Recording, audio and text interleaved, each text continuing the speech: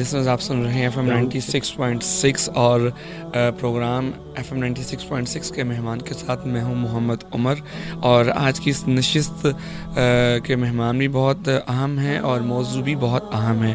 और जहाँ तक मैं मेहमान का तारुफ़ करवाता चलूँ तो आज के हमारे साथ जो मेहमान हैं, आप एक कॉर्पोरेट ट्रेनर के तौर पर एक अरसा दराज वाबस्ता रहे हैं और बिज़नेस सक्सेस कोच के तौर पर मुख्तलिफ़ कंपनीज़ को ट्रेन कर चुके हैं, उनके ह्यूमन रिसोर्स को डेवलप कर चुके हैं। साथ ही साथ शोबे तदरीस से भी वाबस्ता रहे हैं और कुछ अरसे के लिए एक कॉलेज के बतौर प्रिंसिपल भी उन्होंने अपनी खिदमत पेश की। इस वक्त ज़िंदगी एक मिशन के तहत गुजार रहे हैं और मिशन ये है कि ज़िंदगी ने इन्हें बहुत कुछ दिया और अब ये एक पे बैक की सीरीज़ का एक सफ़र तय कर रहे हैं और मुख्तलिफ़ महाज़ों पर नौजवानों की ना सिर्फ तरबियत कर रहे हैं बल्कि ऑफ द रिकॉर्ड इनसे गुफ्तगू हो रही थी तो बता रहे थे कि यूथ के पास रेजिलियंस है, उसके पास पैशन है, लेकिन जो चीज़ नहीं है वो डायरेक्शन है। आज इनसे इस हवाले से भी बात करेंगे और सीरत नबी सल्लल्लाहु अलैहि वसल्लम, क्योंकि ये रबीउल अव्वल का महीना है और सीरत नबी सल्लल्लाहु अलैहि वसल्लम के हवाले से मुख्तलिफ़ मज़ाकरे मुनक्किद हो रहे हैं, उनको याद किया जा रहा है, दुरूद व सलाम की शक्ल में ट्रिब्यूट पेश किया जा रहा है। और आज के नौजवानों को सीरत नबी सल्लल्लाहु अलैहि वसल्लम को किस तरह से समझना है और किस तरह से अमली शक्ल में आप सल्लल्लाहु अलैहि वसल्लम की सीरत को अपनाना है, इसकी बड़ी ज़रूरत है कि हम जानें और सिर्फ़ नारों की हद तक मोहब्बत रसूल की बात ना करें बल्कि अमल और अमली नमूना पेश करें, क्योंकि आका करीम सल्लल्लाहु अलैहि वसल्लम ने अमली नमूना पेश करके इन दुनिया के अंदर और इंसानियत के लिए इनकलाब बर्पा किया था। और यहाँ मैं मुनासिब ये समझता हूँ कि अगर इस नशिस्त को मुंतज़िम करने में या ऑर्गेनाइज़ करने में नीलम मुनीर का बड़ा हाथ है, नीलम मुख्तार का बड़ा हाथ है, तो ये गलत ना होगा।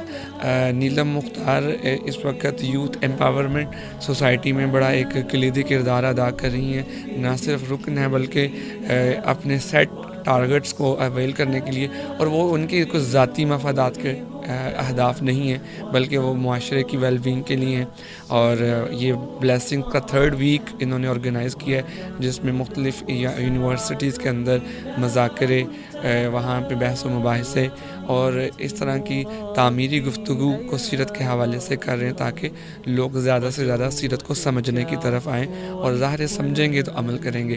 तो इस मुख्तसर और जामे तारुफ़ के बाद मैं अपने मेहमान से गुफ्तगू का आगाज़ करता हूँ। मेरे मेहमान जनाब सैयद तकी शाह साहब मौजूद हैं मेरे साथ स्टूडियो में और ये मेरे लिए भी एज़ाज़ की बात है और यकीनन जो सामीन आज इनके गुफ्तगू सुनेंगे ये उनके लिए भी बड़ी एक एज़ाज़ की बात है कि एक ऐसा शख्स आज माइक पे मौजूद है जिसने एक लंबा अरसा लोगों की तामीर में और इदारों की तामीर में अपना किरदार अदा किया और अब ज़िंदगी को एक मिशन के साथ जी रहे हैं। जी मेरी मुराद है सैयद तकी शाह साहब। सर कैसे हैं आप? अल्लाह का शुक्र। सर मजाज कैसे हैं ज़िंदगी के इस हिस्से में जबकि आप एक मिशन पे हैं? आपने खुद ही बोला कि पे बैक एक सोसाइटी को वापस कुछ दे के जाना है, तो थोड़ा सा बताइए कि ये मिशन का ख्याल कैसे आया, क्योंकि बतौर इंसान हम तो चीज़ों को समेटने के आदी हैं और मुआशरे से भी हम यही मोर और लेस सीखते हैं कि ज़्यादा से ज़्यादा एक्वायर करना है, जबकि आप अपनी ज़िंदगी के हासिल को मुआशरे में बांट रहे हैं। बिस्मिल्लाहिर्रहमानिर्रहीम। सबसे पहले मैं आपका बड़ा मशकूर हूँ और ख़ास तौर पर नीलम मुश्ताक का कि यहाँ पाकिस्तान की नंबर 1 यूनिवर्सिटी जो है वो विमेन की यूनिवर्सिटी में मैं यहाँ मौजूद हूँ। देखें, आपने ये सवाल किया, मैं हमेशा ये कहता हूँ कि यूथ हमारी आस है, यूथ हमारा सरमाया है और हमारा किरदार कैसे बनता है? Action make habits and habits make character. अमल हम करते हैं वो एक दफ़ा का अमल है, जब हम उसको बार बार करते हैं तो हमारी आदत बन जाती है और आदत के मजमूए का नाम हमारा किरदार है। मौजू पे पहले मैं बात करूँगा कि रबीउल अव्वल का महीना वो महीना है जिसमें रब्बुल इज़्ज़त ने अपने महबूब हज़रत मोहम्मद मुस्तफ़ा सल्लल्लाहु अलैहि वसल्लम को ان کے نور کا ظہور ہوا، اور اللہ نے 1,24,000 پیغمبر بھیجے، چونکہ اللہ نے اپنی کتابوں میں جو اس کا موضوع ہے وہ ہے انسان، تو انسانوں کی ہدایت کے لیے 1,24,000 پیغمبر بھیجے، اور اپنے آخری محبوب حضرت محمد مصطفیٰ کو قیامت تک انسانیت کی رہنمائی کے لیے اور ہدایت کے لیے جب محبوس کیا، تو میں تھوڑا سا ذکر کروں گا کہ اس وقت معاشرے کی حالت کیا تھی۔ ساری دنیا میں اندھیرا چھایا ہوا تھا، لیکن عرب میں کچھ زیادہ اندھیرا تھا۔ عرب کا انسان نہیں تھا، بلکہ وہ وحشی سے بھی برتر تھا۔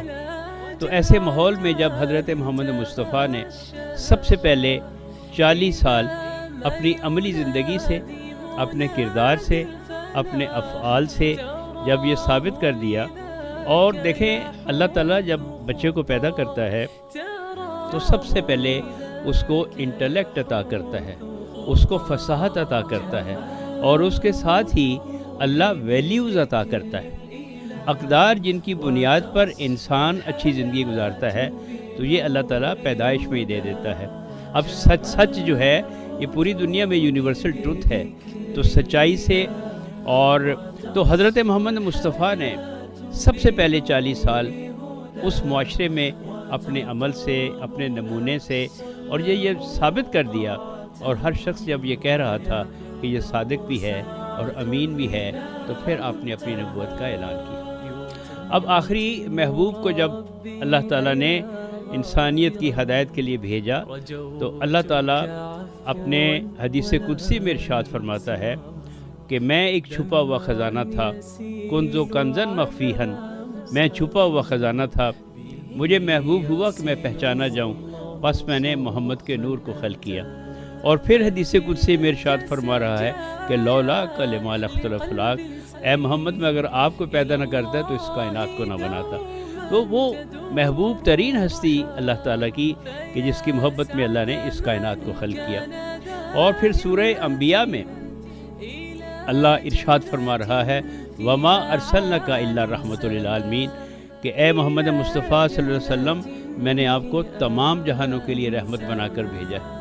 اگر میں تمام جہانوں کا رب ہوں، مجھے رب العالمین کہا جاتا ہے، تو میں اپنے محبوب کو تمام جہانوں کے لیے رحمت بنا کر بھیج رہا ہوں۔ تو محمد مصطفیٰ تمام جہانوں کے لیے رحمت ہیں، اور 1,24,000 پیغمبر جو ہیں ان کو نبوت نہیں ملی جب تک انہوں نے محمد مصطفیٰ کی نبوت کی گواہی نہیں دی۔ تو حضرت محمد مصطفیٰ صلی اللہ علیہ وسلم نے انسانیت کی ہدایت اس وقت کی جب معاشرے میں حالت کیا تھی۔ ایک فکرے سے اندازہ لگا لیں کہ باپ اپنی بیٹی کا باپ نہیں تھا، بلکہ وہ اس کا قاتل تھا۔ تو آپ نے اس وقت یہ محسوس کیا کہ یہ جو وحشی بن گیا ہے، یہ جو انسان سے بدترین حالت اس کی ہو گئی ہے، تو اس کی برا بننے کی وجہ کیا ہے؟ بڑا مشکل مرحلہ تھا کہ ایسے انسان کو جو وحشی سے بھی برتر ہے، اس کو پہلے انسان بنانا، پھر اس کو ایمان کی دولت سے سرفراز کرنا۔ تو آپ نے جو فلسفہ دیا اور قیامت تک انسانیت کی ہدایت کے لیے جو رہنما اصول دیے، اور نوجوان بھی میری یہ گفتگو سن رہے ہیں، اور ہر انسان، آپ نے کہا دیکھیں انسان برا کیسے بنتا ہے۔ برا اس وقت بنتا ہے، آپ نے فرمایا کہ ہر انسان میں، حالانکہ بچے میں بھی یہ جبلت موجود ہے کہ جو وہ لینا چاہتا ہے، یعنی لینے کی خواہش جو ہے وہ اس کو برا بناتی ہے۔ یعنی لینے کی خواہش جب بے مہار ہو جاتی ہے تو وہ اپنے حق سے لیتا ہے، اپنے حق سے نہیں ملتا تو دوسروں کا حق غصب کر کے اس کو حاصل کرنے کی کوشش کرتا ہے، حالانکہ اس کو حاصل کرنے کے لیے اپنے بھائی کا قتل بھی کر دیتا ہے۔ تو برائی کی وجہ کیا ہے کہ یہ لینے کا جذبہ۔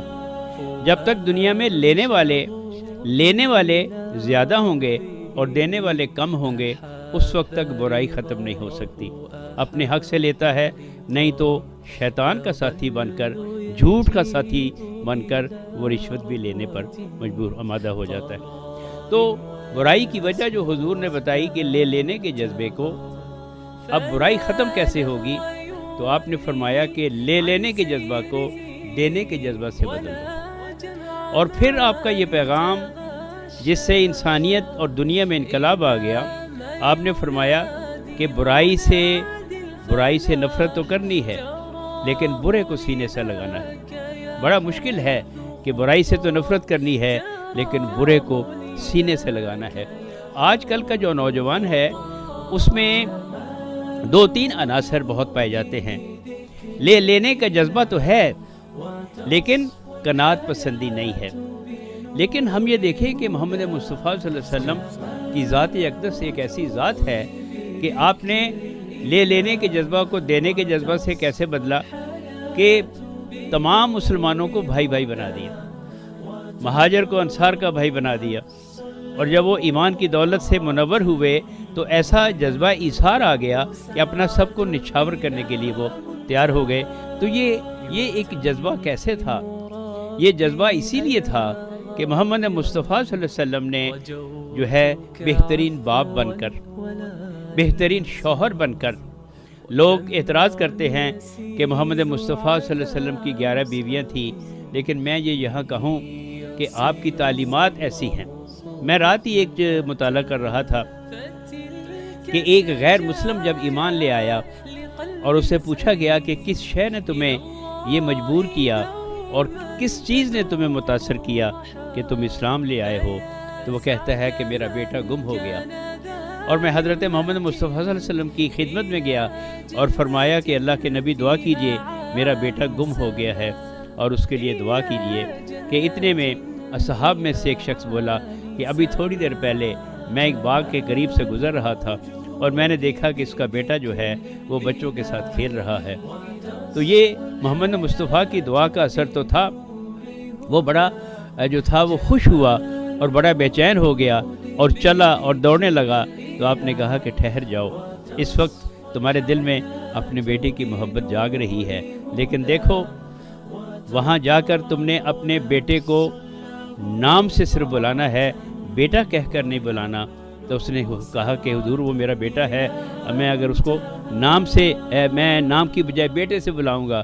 تو آپ نے کہا دیکھو اس میں کچھ یتیم بھی ہوں گے, اور جب تم اس طریقے سے اپنے بیٹے کو بلاؤ گے تو یتیموں کے دل میں آئے گا کہ ہمارا بھی باپ ہوتا. محمد مصطفیٰ کی تعلیمات کا ہر گوشہ ہر انسان کے لیے ہے.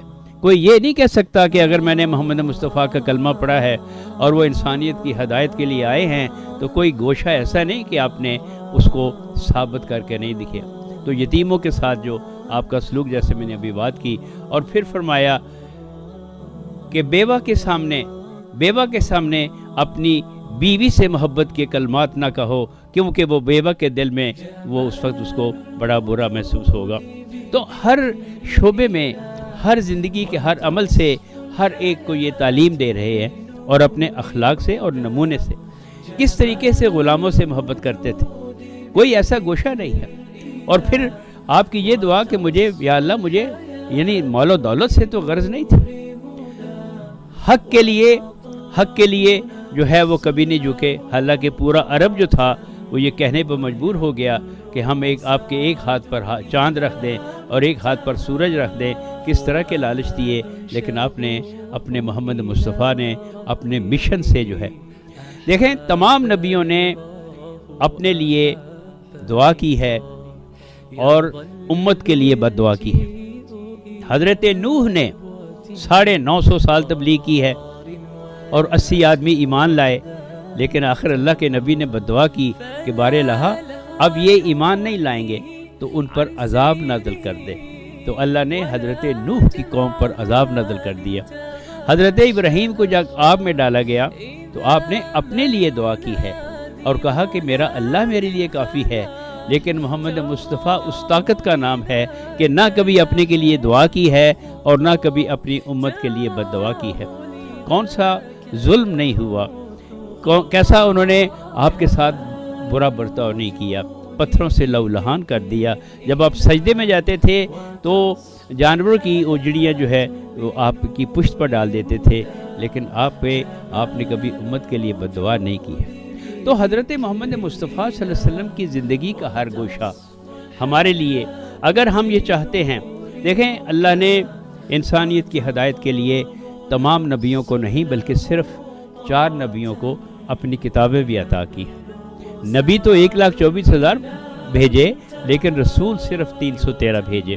رسول اور نبی میں فرق کیا ہے؟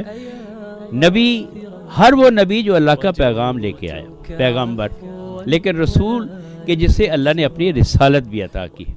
تو سب سے پہلے رسالت حضرت نوح کو ملی ہے اور 313 جو ہیں وہ رسول ہیں.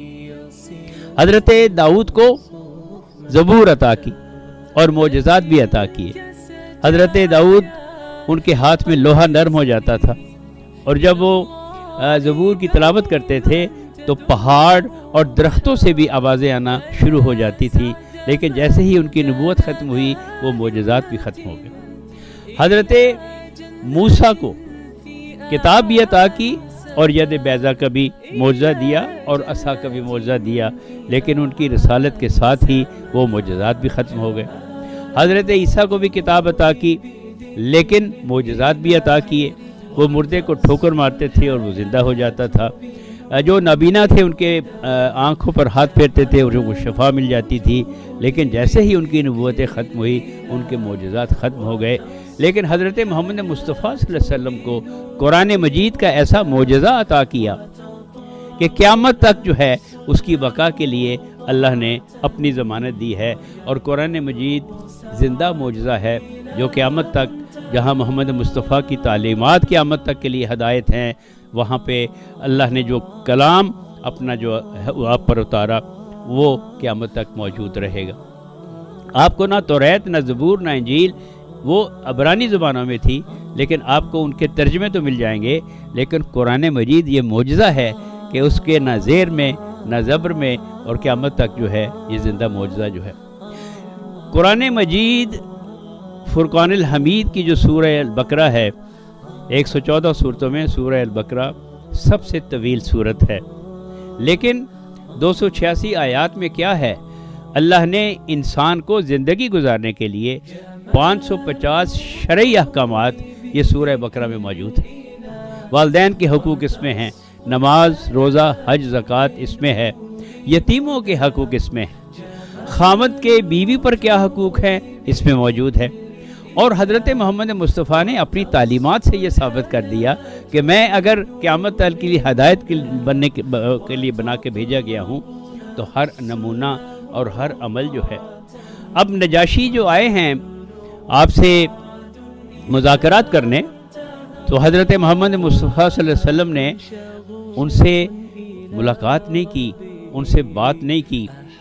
اور جب وہ پریشان ہوئے اور حضرت علی سے پوچھا کہ حضرت محمد مصطفیٰ جو رحمۃ اللہ عالمین ہیں ہم سے بات نہیں کر رہے، تو آپ نے کہا کہ تمہارا لباس اس قابل ہے، تم کیا ان کو بادشاہ سمجھ رہے ہو؟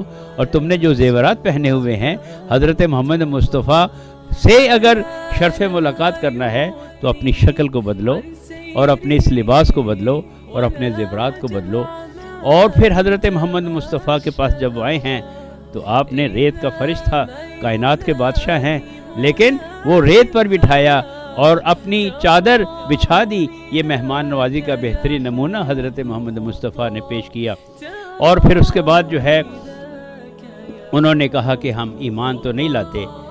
تو پھر آپ نے کہا کہ کیا ارادہ ہے؟ تو انہوں نے کہا کہ ہم مباہلہ کرتے ہیں. تو مباہلہ بھی کیا اور حضرت محمد مصطفیٰ ایک ایسی جماعت لے کر نکلے کہ جب ان کے چہروں سے نور برس رہا تھا تو اس کے سردار نے کہا کہ دیکھو ان سے مباہلہ نہ کرو، میں ان کے چہروں سے ایسے نور دیکھ رہا ہوں کہ اگر انہوں نے بددعا کے لیے ہاتھ اٹھا دیے تو قیامت تک کوئی نجرانی نہیں بچے گا. تو پھر انہوں نے کہا کہ مباہلہ بھی نہیں کرتے. تو آپ نے کہا کہ پھر ایمان لے آؤ، اگر ہماری صداقت پر تمہیں یقین آ گیا ہے کہ ہم اللہ کے سچے نبی ہیں اور میری آل اللہ کی سچی آل ہے. انہوں نے کہا نہیں، یہ بھی ہم سے نہیں ہو سکتا، ہم آپ کو جو ہے وہ جزیہ دیا کریں گے. تو آپ نے جبر نہیں کیا بلکہ ایک انتہائی معمولی سی رقم جو تھی وہ انہوں نے کہا جی ٹھیک ہے، ہم یہ کرنے کے لیے تیار ہیں. حضرت محمد مصطفیٰ صلی اللہ علیہ وسلم کی اگر ہم یہ دیکھیں کہ اللہ نے ان کو 3 بیٹے عطا کیے، لیکن اللہ کی رضا نہیں تھی تو پھر عربوں نے کیا کہنا شروع کر دیا کہ یہ تو ابتر ہے. لیکن جب حضرت محمد مصطفیٰ صلی اللہ علیہ وسلم نے آپ کو فاطمہ تو زہرا جیسی بیٹی عطا کی، تو انا آتا ہے نا کل کوثر کی آیت جو ہے، تو قیامت تک کے لیے دیکھیں صبر دیکھنا ہو تو حضرت محمد مصطفیٰ سے دیکھیں کہ اللہ نے بیٹے لے لیے، لیکن اپنی بیٹی کی تعظیم اس لیے نہیں کرتے تھے کہ وہ آپ کی بیٹی ہیں، زمانے کو بتایا کہ یہ نساء العالمین ہے، ادروائز تو پھر یہ سنت بن جاتی کہ باپ جو ہے وہ بیٹی کی تعظیم کے لیے کھڑا ہونے شروع کر دیتے۔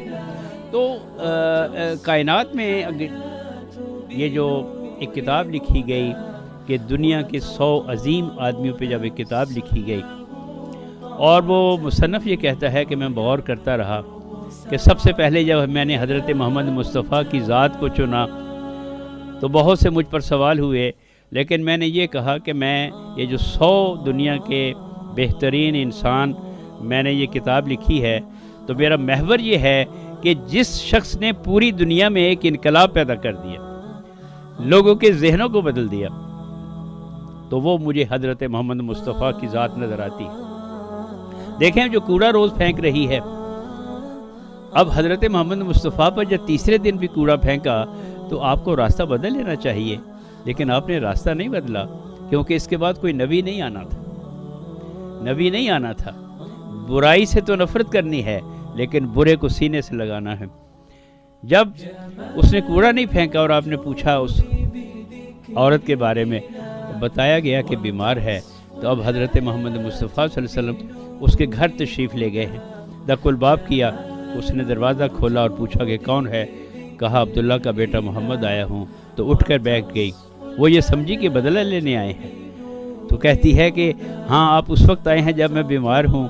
تو آپ نے کہا کہ مجھے تو اللہ نے اخلاق کا بہترین نمونہ بنا کر بھیجا ہے، میں تو تیری تیمارداری کے لیے آیا ہوں، تمہیں دوا کی ضرورت ہو، تمہیں خوراک کی ضرورت ہو۔ تو کہتی ہے کہ محمد مصطفیٰ صلی اللہ علیہ وسلم آپ کے سینے میں کیسا دل ہے کہ میں آپ سے برائی کر رہی ہوں، لیکن آپ میرے لیے جو ہے وہ تعزیت کے لیے وہ اس کے لیے آئے ہیں، اور جو ہے تو لینے کے بدلہ کو دینے کے بدلے سے، اور برائی سے تو نفرت کرنی ہے لیکن برے کو سینے سے لگانا ہے۔ جی بہت خوب شاہ صاحب، آپ نے بہت خوبصورت طریقے سے کوزے کو دریا میں بند کیا ہے۔ میں سمجھتا ہوں کہ رسول کریم صلی اللہ علیہ وآلہ وسلم کی سیرت پہ اور ان گوشوں پہ جتنی بھی بات کی جائے جن کی آج معاشرے میں ضرورت ہے۔ جب میں نے آپ سے یہ کہا کہ انسان کا مزاج تو لینے کا ہے، لیکن ہم اس وقت تک آگے نہیں بڑھ سکتے جب تک ہم معاشرے میں کچھ اچھی قدریں نہ دے سکیں، تو آپ نے بڑے احسن طریقے سے رسول کریم صلی اللہ علیہ وآلہ وسلم کی سیرت کو سامنے رکھتے ہوئے ان مسائلوں کو پیش کیا جہاں سے ہمارے لیے سیکھنے کے لیے سبق موجود ہے۔ لیکن اس کے باوجود شاہ صاحب ہم دیکھتے ہیں کہ معاشرے کے اندر عدم برداشت نظر آتی ہے۔ ان تمام بہترین تعلیمات ہونے کے باوجود ہم دیکھتے ہیں کہ معاشرے کے اندر بے چینی موجود ہے، اور اب ہدایت تو آ چکی ہے۔ قرآن مجید فرقان حمید قیامت تک کے لیے کتاب ہے، اور اس کے اندر ہدایت ہی ہے۔ آپ نے سورہ بقرہ کا ذکر کیا کہ وہاں پہ کس طریقے سے معاشرت کو بہترین بنانے کے حوالے سے اصول و قواعد پیش کیے گئے۔ عمل کس طریقے سے ہم انفرادی طور پر اور اجتماعی طور پر، تاکہ جو سبق رسول کریم صلی اللہ علیہ وآلہ وسلم نے اپنی امت کے لیے چھوڑا ہے، ہم جب تک اس پہ عمل نہیں کریں گے اس کے ثمرات سے فائدہ نہیں اٹھا پائیں گے۔ تو آج فی زمانہ جب ٹیکنالوجی کا زمانہ ہے، جدت آ چکی ہے، لائف سٹائل بہت بہترین ہو چکا ہے، اتنے مسائل نہیں ہیں جتنے ہمارے آباء و اجداد نے دیکھے ہوں گے، تو اس سہل زمانے میں تو ہونا تو یہ چاہیے کہ ہمیں زیادہ سے زیادہ عمل کی طرف آنا چاہیے، امن کی طرف آنا چاہیے، محبت کی طرف آنا چاہیے، برداشت کی طرف آنا چاہیے، لیکن کہیں نہ کہیں خلا نظر آتی ہے۔ تو اس خلا کو کیسے بھرا جا سکتا ہے؟ دیکھیں میں نے آپ سے بات کی ہے کہ انسانی اقدار، جی قدریں، اب یہ جو آپ نے ثابت کیا کہ میں سچا بھی ہوں اور امین بھی ہوں، تو یہ بنیادی قدریں ہیں۔ دیکھیں ہمارے معاشرے میں آپ نے بالکل صحیح کہا، لیکن بات صرف یہ ہے کہ ہمارا اللہ پر بلیف اس لیول کا نہیں رہا۔ دیکھیں اللہ ہمارا رازق ہے، اللہ ہمارا خالق ہے، اور اللہ ہمارا मालिक है। एक तो ये है कि कनात कंटेंटमेंट जो है, कनात पसंदी जो है, वो हमारे माशरे में जो है वो ख़त्म होती चली जा रही है। देखें, मेरी भी कोई 70 के करीब मेरी उम्र हो चुकी है। मैंने जब आँख खोली है तो मेरे वाले साहब रेवेन्यू डिपार्टमेंट में थे, जहाँ पे जो है कोई मानता नहीं है कि कोई रेवेन्यू ऑफिसर हो और वो रिश्वत ना ले। लेकिन मैंने जब आँख खोली है तो मैंने 62 में फैसलाबाद में हम लोग तालीम के लिए वहाँ पे आए थे, और हमारे वालिद के पास ना कभी 50,000 था कि कोई प्लॉट ले लेते, ना कभी 5 लाख था, ना कभी 50 लाख था। और मैं हमेशा ये कहता हूँ, हमें फ़ख्र है कि हमारे वालिद ने हमें रिज़्क़ हलाल खिलाया। और हम ये देखते रहे कि हमने 23 घर किराए पे बदले, और पहला घर मुझे याद है 62 में 20 रुपए का लिया था, जिसमें लाइट भी नहीं होती थी। देखें, आपका ख़ानदान और आपका जो वालिदैन हैं वो रोल मॉडल है। अगर वालिदैन बच्चों के लिए नमूना बने जो कि रोल मॉडल, पहला देखें, बच्चे की तरबियत तो बच्चे के पेट से शुरू हो जाती है। माँ बाप की जो आवाज़ बच्चा सुनता है और माहौल की आवाज़ को जो सुनता है तो उसके ऊपर उसका असरात होता है। तो पहली गोद माँ की जो है, और उसके बाद जो है वो मॉडल बाप है। देखें, जब हम किरदार की बात करते हैं तो किरदार की पुख्तगी हमारे माशरे में जो है वो कम होती चली जा रही है। हमारी अक़दार जो हैं वो ख़त्म होती चली जा रही है। हमारा मेयार क्या है?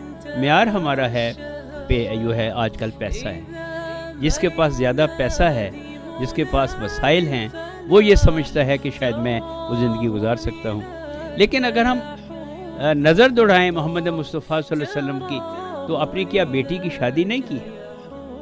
अपनी बेटी की शादी की है तो क्या बड़े बड़े कुरैश के रिश्ते नहीं आ रहे थे? लेकिन रिश्ता कौन सा पसंद फरमाया?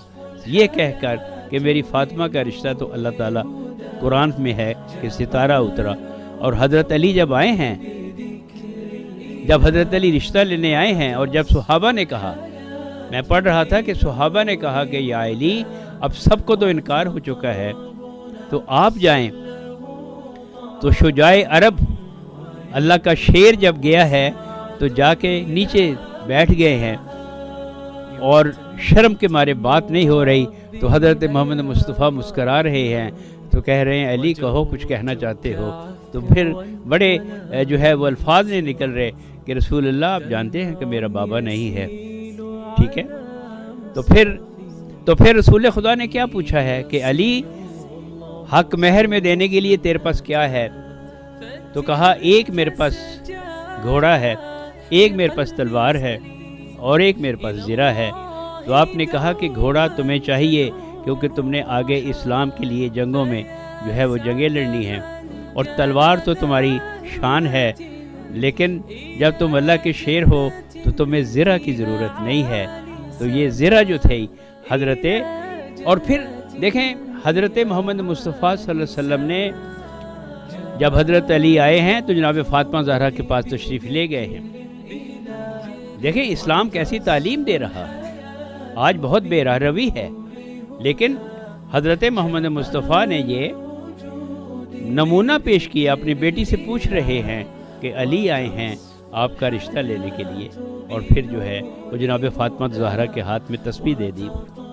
तो देखें, वो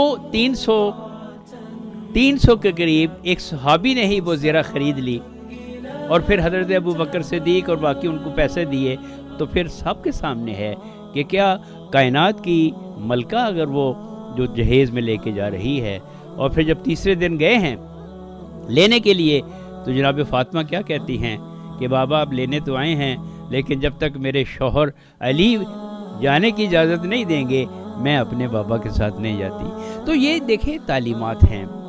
घर का माहौल, मैं यहाँ आपकी बात को आगे बढ़ाता चला जाऊँ, क्योंकि इन बातों में उन सवालों के जवाब मौजूद हैं।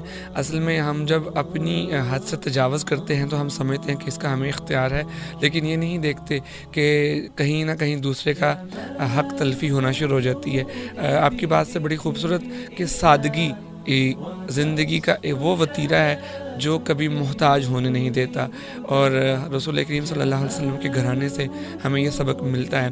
پھر فرما برداری کی بات کی جائے تو آپ ہی نے حضرت فاطمہ الزہرا رضی اللہ تعالیٰ عنہا اور حضرت علی کرم اللہ وجہہ کے رشتہ ازدواج کے حوالے سے بات کی کہ جب رسول کریم صلی اللہ علیہ وسلم اپنی بیٹی کو تیسرے دن لینے گئے تو انہوں نے کہا کہ میں پہلے اپنے شوہر سے اجازت چاہوں۔ میرا خیال ہے کہ ان بٹوین دا لائنز ہمارے پاس سیرت نبی صلی اللہ علیہ وآلہ وسلم میں ہر جگہ پہ ہدایت اور ان قدروں کی اہمیت موجود ہے جو آج ہم معاشرے میں جن کو ہم چھوڑتے چلے جا رہے ہیں، اور پھر ظاہر ہے کہ اس کے آفٹر ایفیکٹس آتے ہیں ان رشتوں کی کمزوری کی شکل میں، عزتوں کی پامالی کی شکل میں، اور اس ویلیو سسٹم کی جو رسول کریم صلی اللہ علیہ وآلہ وسلم نے عرب معاشرے میں آ کے قائم کیا، جس سے عورت کو تعظیم ملی، باپ کا رتبہ بلند ہو گیا، ماں کی شانیں بلند ہو گئی۔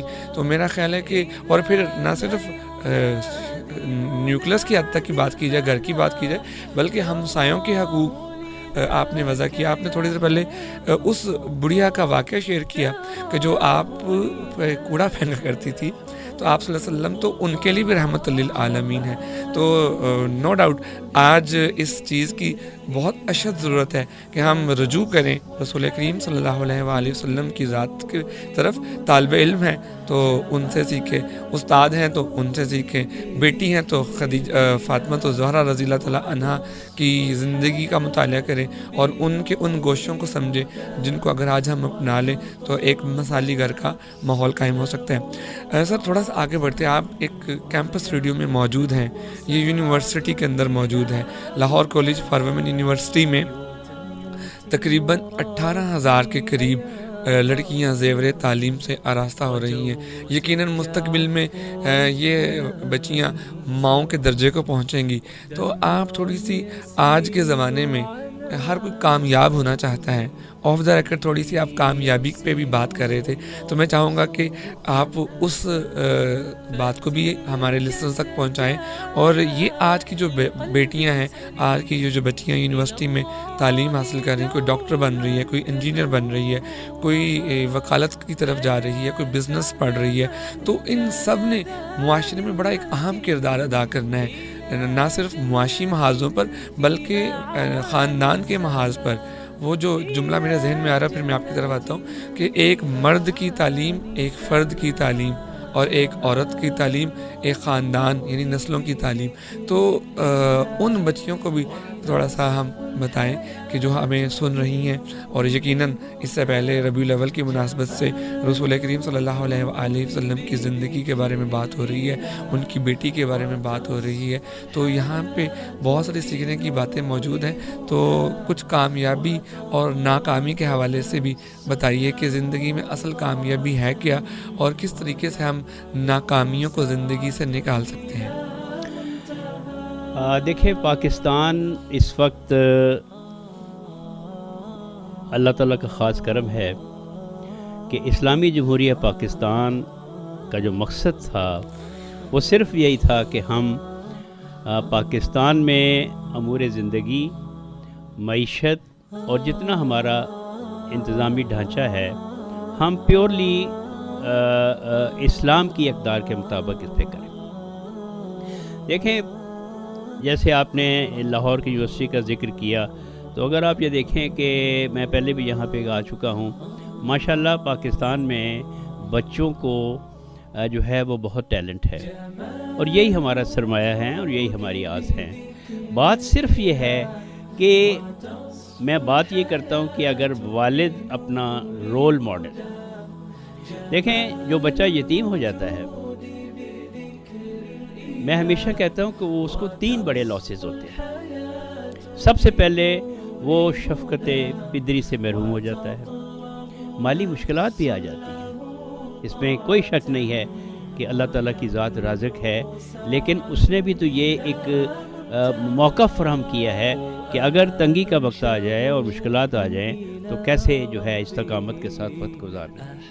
لیکن جو سب سے زیادہ اس کو نقصان ہوتا ہے وہ ہمیشہ ایک مستقل رہنمائی سے محروم ہو جاتا ہے۔ آج کل کے زمانے میں جو نفس و نفسی کا زمانہ ہے، اور پہلے کیا ہوتا تھا، مشترکہ خاندان ہوتے تھے، مسائل کو بڑے حل کر لیتے تھے، بچیوں کے رشتوں میں وہ معاون و مددگار ہوتے تھے، اور رشتہ داری کا مقصد یہی ہوتا تھا کہ کوئی فکر نہیں ہے کہ ہم مل جل کر سارے مسائل کو جو ہے وہ مشترکہ طور پہ.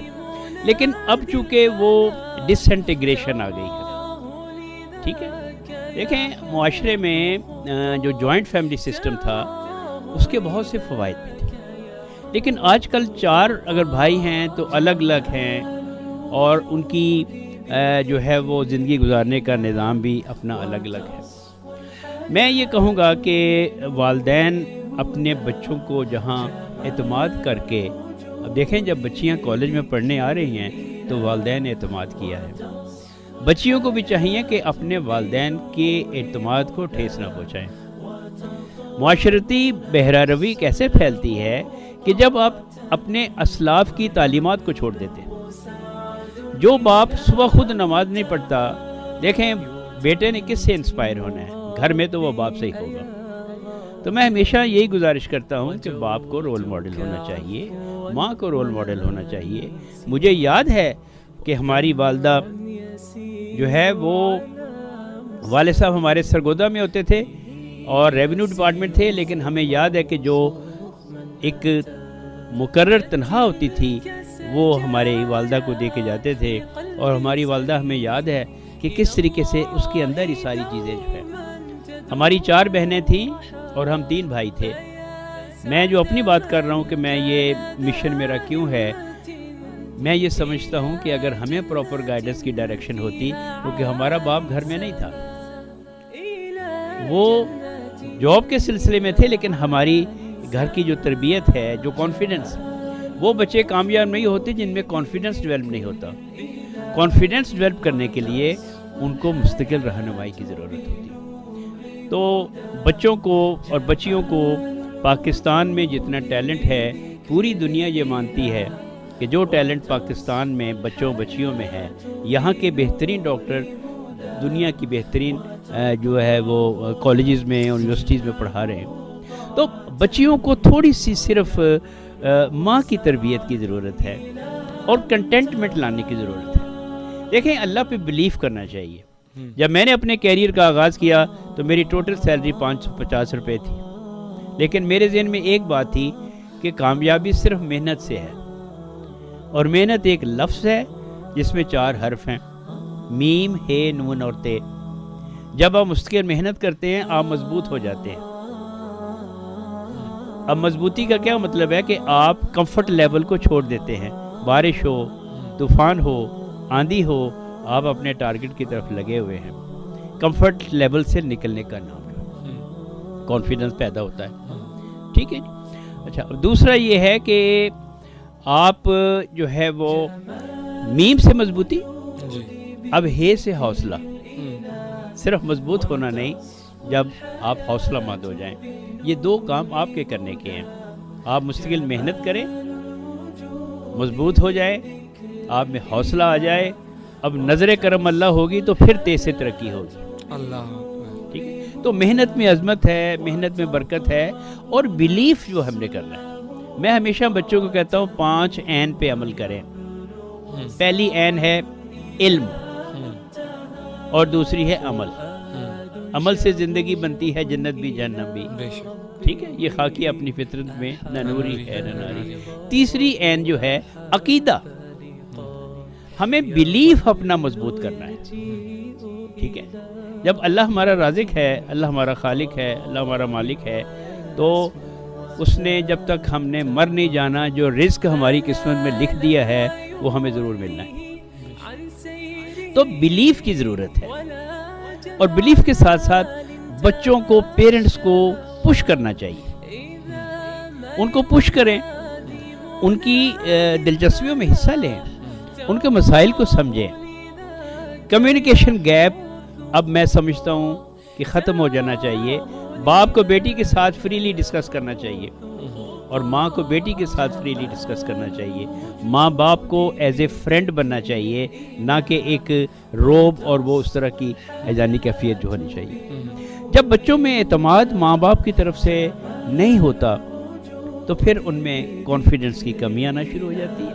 وہ اثر کے ماحول کے اثر کے اندر آ جاتے ہیں. ٹھیک ہے, دیکھیں صرف ان کی فیسیں پے کر دینا, یونیورسٹی کا بھی رول جو ہے وہ میں یہاں پہ کہوں گا اور ہمیشہ کہتا ہوں, یونیورسٹیاں دو چیزیں دیکھ رہی ہیں. جب سے میں ایجوکیشن میں نہیں آیا تھا, مجھے شاید میری بات اتنی وزن نہیں رکھتی تھی, یونیورسٹیاں کم از کم منیمم اٹینڈنس دیکھ رہی ہیں اور فیسیں دیکھ رہی ہیں کہ فیسیں آ رہی ہیں, تو ڈگریاں جو ہے وہ دیتے چلے جا رہے ہیں. نہ گورنمنٹ پلاننگ کر رہی ہے کہ کس شعبے میں کس ریسورسز کی کتنی ضرورت ہے, کیسے ہم اس کو پلان کریں گے. دیکھیں معاشرے میں ہر ایک اگر اپنا رول اپنے اوپر ویو میں کرے تو پھر معاشرے تشکیل پاتے ہیں. تو ماشاءاللہ دیکھیں آپ کے سامنے ہے, جو بچیاں باپردہ رہتی ہیں ان کو کوئی مجبور تو نہیں کرتا کہ آپ باپردہ نہ رہیں. ٹھیک ہے, تو ایکشن میں ایک ہیبٹ اور ہیبٹ میں ایک کریکٹر والی بات ہے. اور معاشرے میں جو ایک دوسرے کو پش کرنے کی پالیسی ہے نہ وہ خاندانوں میں رہ گئی ہے, نفسا نفسی کا دور آ گیا ہے, رش کی بجائے حسد کی کیفیت آ گئی ہے. پہلے رش کرتے تھے اور دعا کرتے تھے, اب وہ جب حسد میں تبدیل ہو گئی ہے, تو حسد تو آپ کو پتہ ہے کہ برائیوں کی جڑ ہے. تو آج کل معاشرے میں یہ, اور پھر وہ لینے کا جذبہ جو ہے وہ بے بہار ہوتا چلا جا رہا ہے. بالکل.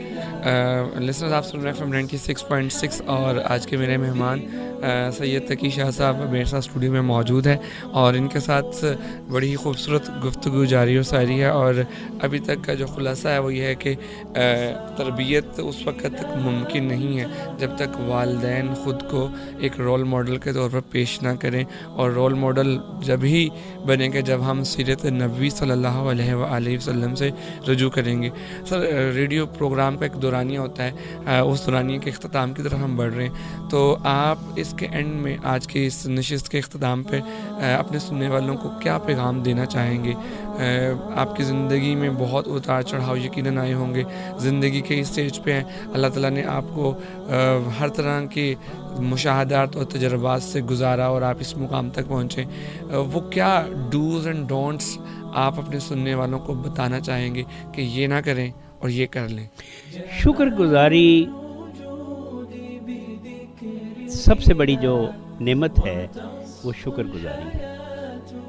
دیکھیں ہم اپنی زندگی گزارنے کے لیے, دیکھیں ہم اپنے گول ضرور بنائیں, سمارٹ گولز بنائیں.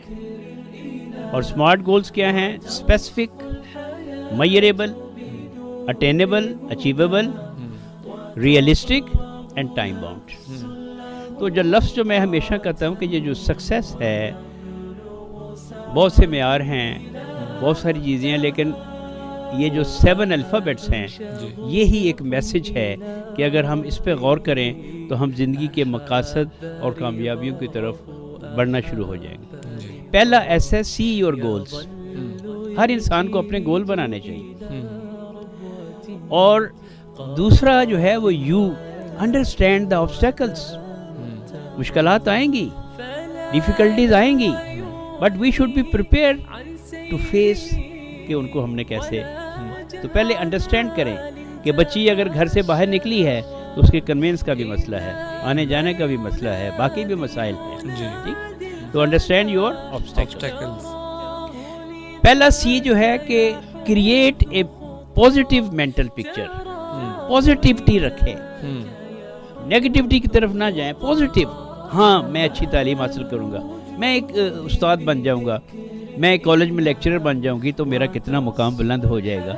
ٹھیک ہے, گو دوسرے محکموں میں میرے پیسے تنخواہ اسائشے زیادہ ہیں, لیکن وہ رول کہ میں ان کی تعلیم بھی کروں گی اور تربیت بھی کروں گی. یونیورسٹیز میں تربیت نہیں ہو رہی, ویلیوز کی طرف توجہ نہیں دی جا رہی. اور یونیورسٹیز اگر رولز بنائیں, رولز آف کنڈکٹ بنائیں اور اس پہ عمل بھی کریں, ٹھیک ہے, تو اس سے ایک بچوں میں پازیٹیوٹی آ جائے. تو تیسرا جو سی ہے میں اس کی بات کر رہا تھا, کلیئر یور سیلف ڈاؤٹ. دل میں شک آتے ہیں, شبوب آتے ہیں, یہ ہو جائے گا وہ ہو جائے گا. نہیں, بیلیف, ڈاؤٹ کلیئر کرے کہ نہیں کچھ بھی نہیں. ٹھیک ہے. ای ہے پھر امبیرس دا چیلنجز. چیلنجز آئے ہیں تو گھبرا کے چھوڑ نہیں دیتا. S stay on your track. اور آخری جو گول چنا, آبسٹیکل دور کیے, چیلنجز کو گلے سے لگایا اور پھر آخر اس میں show the world that you have done. ماشاءاللہ, ٹھیک ہے, دیٹس گریٹ. لسنرز, جو تقی شاہ صاحب نے آج آپ کو کامیابی کی جو ڈیفینیشن سکھانے کی کوشش کی ہے, SUCCESS, یقیناً سی دا گول سے لے کر شو دا گولز, یعنی obviously achievement of your goals ہے. تو یقیناً یہ لفظ پہلے لفظ ہی تھا, اب اس کی حقیقت آشکار یقیناً آپ کو ہوئی ہے. تو ان کو اپنی عملی زندگی میں ڈالیے گا تو یقیناً آپ وہ ثمرات دیکھ سکیں گے, کیونکہ یہ باتیں ایک تجربے اور وزڈم والے انسان نے شیئر کی ہیں, اور جو چیز تجربے اور وزڈم سے گزر کے آتی ہے وہ بہت خاص ہوتی ہے. جیسے کہتے ہیں نا کہ کندن جب تک وہ بھٹی سے نہیں گزرتا وہ کندن ہی ہوتا. تو میں یہ سمجھتا ہوں کہ تقی شاہ صاحب کی یہ جو گفتگو ہے وہ کندن کی مانند ہے جو مشاہدے اور تجربے کی بھٹی سے گزر کے ہے. کچھ آپ کہنا چاہ رہے تھے؟ میں کنکلوڈ کرنا چاہ رہا ہوں کہ جو اس وقت افراتفری ہے, جی, اضطراب ہے, بے چینی ہے, ٹھیک ہے, کچھ تو میڈیا کا دیکھے اثر ہے, لیکن میں ہمیشہ کہتا ہوں کہ یس اینڈ نو تھیوری پہ عمل کرنا چاہیے. Yes and no theory. دیکھیں شیطان ہر وقت ہمارے پیچھے لگا ہوا ہے, برائی ہر طرف ہے, لیکن ہم نے کیا کرنا ہے؟ اگر کوئی ایسی چیز دیکھی ہے کہ جو آنکھ ہماری امانت ہے تو فوراً کہیں نو, مجھے یہ نہیں دیکھنا, ٹھیک ہے. اور بیلنس کرنے کے لیے اور قناعت پسندی کے لیے میں اپنا میسج یہ کنکلوڈ کروں گا کہ میں کو اتنا مٹا کہ تو نہ رہے, میں کو اتنا مٹا کہ تو نہ رہے, تیری ہستی کا رنگ و بو نہ رہے, تیری ہستی کا رنگ و بو نہ رہے. ہو میں اتنا مقام پیدا کر کہ ہو رہے تو نہ رہے. واہ, ہو میں اتنا مقام پیدا کر کہ تو رہے تو نہ رہے. تقی شاہ صاحب, آپ کا اسٹوڈیو میں آنا ہمارے لیے بڑا ہی خوش آئند, اور آپ کا ایک ایک لفظ, ایک ایک جملہ بڑا ہی معنی خیز ہے. اور جیسا کہ میں پہلے کہہ رہا تھا کہ جو چیز مشاہدے اور تجربے سے گزر کے آتی ہے وہ یقیناً وہ تاثیر رکھتی ہے جو ایک نا تجربہ کار کے پاس نہیں ہوتا. تو میں امید کرتا ہوں کہ یہ آج کی جو تعمیری گفتگو ہے, ہم نے ربیع الاول کی مناسبت سے نوجوانوں کا جو رول ہے, کردار ہے, ذمہ داری ہے, اس پہ بات کی, اور آج آ کے بات کہیں نہ کہیں پیرنٹنگ کی طرف رخ بنا رہی تھی. وہ کہتے ہیں نا کہ جب غیر ہموار جگہ ہو تو پانی چھوڑ دیا جائے تو پانی وہیں جاتا ہے جو سب سے نیچے جگہ ہوتی ہے. تو میرے خیال میں تربیت کا عمل گھر سے شروع ہوتا ہے, اور تقی شاہ صاحب نے بڑا خوبصورت اس کا حوالہ اور مثالوں کے ذریعے بات کی ہے کہ وہ عمل گھر سے شروع ہوگا تو معاشرے میں نظر آئے گا. میرا خیال ہے آج تمام والدین کے لیے جاننا اور سمجھنا بڑا ضروری ہے کہ کیا وہ اپنے کردار کو سمجھ رہے ہیں اور کیا وہ اپنے کردار کو اس طریقے سے نبھا رہے ہیں جس طرح انہیں نبھانا ہے. اور اگر وہ صحیح طریقے سے نبھائیں گے تب ہی معاشرے کے اندر امن, برداشت, محبت اور بھائی چارے کا فضا فروغ پائے گی. سید تقی شاہ صاحب, اس امید کے ساتھ کہ آپ آگے بھی FM 96.6 کے اسٹوڈیو میں آتے جاتے رہیں گے اور ایسی سیر حاصل گفتگو ہمارے سامعین کو پہنچاتے رہیں گے, اسی کے ساتھ مجھے محمد عمر کو دیجیے اجازت اور سنتے رہیے FM 96.6 وائس آف LCW. خدا رجوتك عفوا ولا لي سوى ودمع يسيل على مصحف به يصل الله صوف من أتى فتلك سجايا لقلب سليم إلى الله دوما تدور رحى فيا سعد من كان ذا همة إلى جنة في أعالي سماء إلى جنة في أعالي سماء. جمال